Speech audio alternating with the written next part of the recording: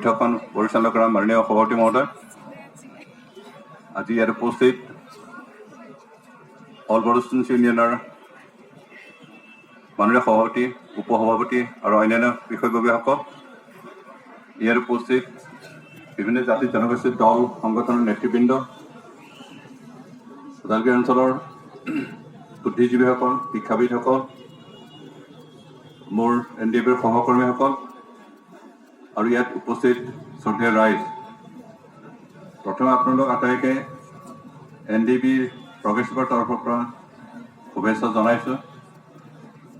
আপোনালোকক ধন্যবাদ দিছোঁ যে ইমান দুখ কষ্ট কৰি অকস্মাতে আহ্বান কৰা বৈঠকত আপোনালোকে আহি চুক্তি স্বাক্ষৰকাৰীসকলক উষ্ম আদৰণি জনোৱাৰ কাৰণে আপোনালোকৰ ওচৰত নিশ্চয় চিৰঋণী।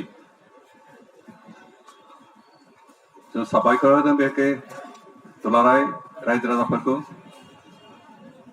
दाखालि बर'फोरनि जि थामथि सुक्ति बे सुक्तिखौ जाफुंहोनायाव नोंथांमोननि गोबाङानो हयथ' सानदों जे NDAB आबसुनि दैदेनगिरिफ्रा साक्सेस जाबाय होननानै, नाथाय बे जाफुंनायनि थाखाय गासैबो सन्मान गासैबो क्रेडिटखौ जों रायजो राजाफोरनोसो होयो।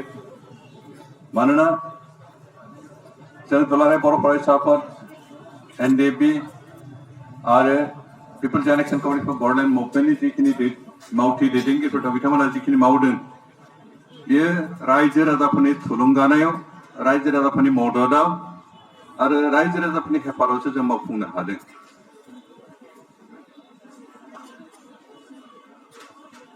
गेरिला जुद्धनि मोनसे बाथ्रा दं, जायफ्रा गेरिला टेक्टिक्सनि दावहा नाङो बिथांमोना मोनसे स्ट्रेटेजि दं, बेनो जाबाय मोनसे स्ल'गान दं, बेनो जाबाय जाय नांग्रा, नाजाग्रा, हास्थायग्रा, दा दुलाराय बर' फरायसा आफादानो जाबाय, NDABआनो जा, जयेन्ट एक्शन कमिटियानो जा, जायफोर नांदों बे नांग्राफोरखौ बुङो ना।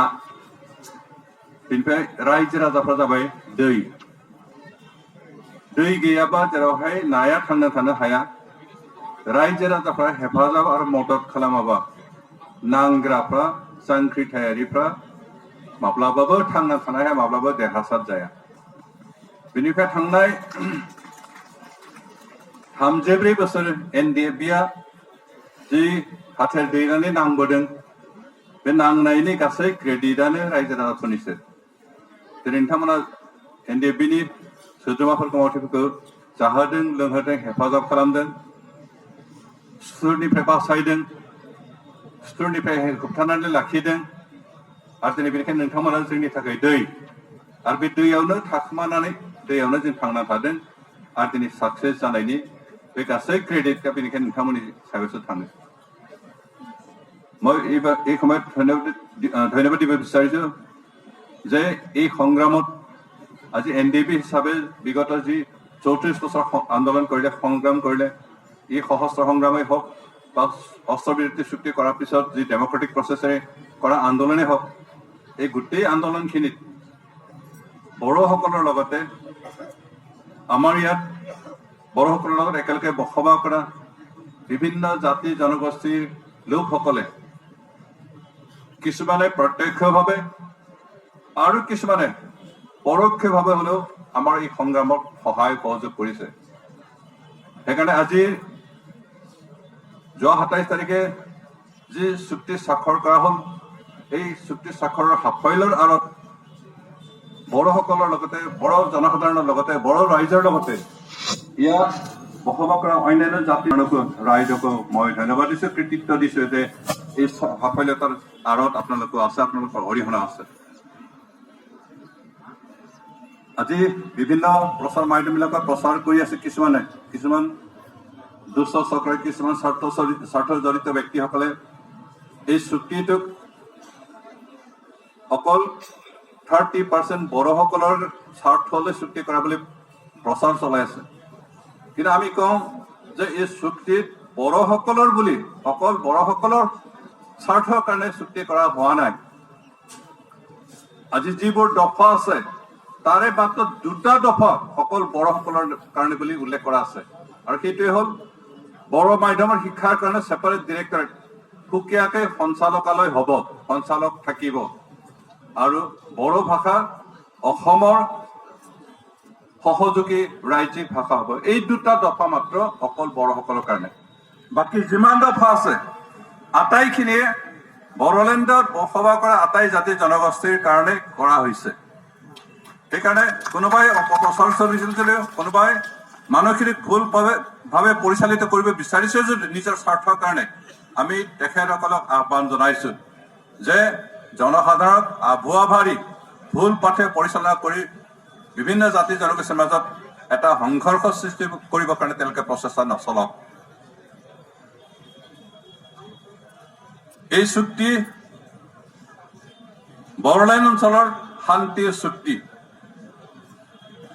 ইতিমধ্যে অল বড়ো মুছলিম ইউনিয়নৰ মাননীয় সভাপতি মহোদয়ে নিজৰ বক্তব্যত কৈ হ'ল যে NDAP সহস্ৰ সংগ্ৰাম কৰা কেডাৰসকলে কৰ্মীসকলে আজি 34 বছৰে বহুতে ঘৰ বাৰী এৰি কোনোবাই বাংলাদেশত, কোনোবাই ম্যানমাৰত, কোনোবাই নেপালত, কোনোবাই ভূটানত আশ্ৰয় লৈ নিজৰ পৰিয়ালৰ পৰা, নিজৰ মাক দেউতাকৰ পৰা, নিজৰ ভাই ককাৰ পৰা, নিজৰ গাঁৱৰ পৰা, নিজৰ সমাজৰ পৰা, নিজৰ দেশৰ পৰাই আঁতৰি থাকিব লগা হৈছিল। তেওঁলোকৰ মনত কিমান কষ্ট হৈছিল আপোনালোকে হয়তো বহুতে অনুভৱ কৰিব। যিবিলাক পৰিয়ালৰ NDAPৰ কৰ্মী আছে তেওঁলোকৰ অন্তৰত কেনেকুৱা দুখ আছিল সেইটো উপলব্ধি কৰিব। আজি এই চুক্তিৰ জৰিয়তে তেওঁলোকে সমাজলৈ নিজৰ ঘৰলৈ আহিব পাৰিব, ৰাইজৰ লগত মিলি সামাজিকভাৱে কাম কৰিব পাৰিব আৰু সমাজত এটা শান্তিৰ প্ৰতিষ্ঠা হ'ব। আৰু এই চুক্তি সেইকাৰণে আমি কৈছো আচলতে শান্তিৰ চুক্তি। বড়ো সশস্ত্ৰ সংগ্ৰাম সমাপ্ত হোৱাৰ লগতে গোটেই অঞ্চলতে এটা শান্তিৰ পৰিৱেশ আহিব। অন্যান্য জনগোষ্ঠীও এটা আশংকাৰ পৰা মুক্ত হ'ব যে কোনোবাই মোক ধমকি দিব নেকি, কোনোবাই মোক ডকা হকা দিব নেকি, অস্ত্ৰ দেখুৱাব নেকি, তেনেকুৱা এটা ভয় ভাৱ যে আছিল সেইখিনি নাইকিয়া হ'ব। কাৰণ সশস্ত্ৰ সংগ্ৰাম সমাপ্ত হোৱাৰ লগতে কাৰো হাতত অস্ত্ৰ নাথাকিব, এটা শান্তিৰ পৰিৱেশ আহিব। আজি কিছু ন্যস্ত স্বাৰ্থ জড়িত লোকসকলে তেনেকুৱা শান্তি বিচৰা নাই। বড়োলেণ্ডত শান্তি হওক কৰি শান্তিৰে বসবাস কৰি উন্নতিৰে আগুৱাই যাওক সেইটো কেতিয়াও বিচৰা নাই। আৰু তেনেকুৱা অপশক্তিবিলাকে এতিয়া অপপ্ৰচাৰ কৰি বিভিন্ন জাতি জনগোষ্ঠীৰ মাজত এটা সংঘৰ্ষ আনিবৰ কাৰণে চেষ্টা কৰিছে। আমি আহ্বান জনাইছো তেনেকুৱা সকলক যেন অপচেষ্টা নকৰে। বড়োসকল আচলতে হিংস্ৰ লোক নহয়।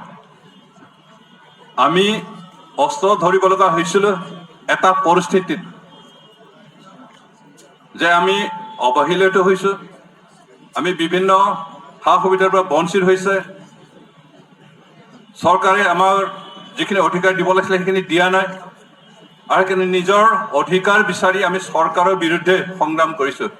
কোনো জাতি জনগোষ্ঠীৰ বিৰুদ্ধে সংগ্ৰাম কৰা নাছিলো। আপোনালোকে চবে সংগ্ৰাম চলে, তাত অনাকাংক্ষিত বহুতো দুৰ্ঘটনা ঘটি যায়।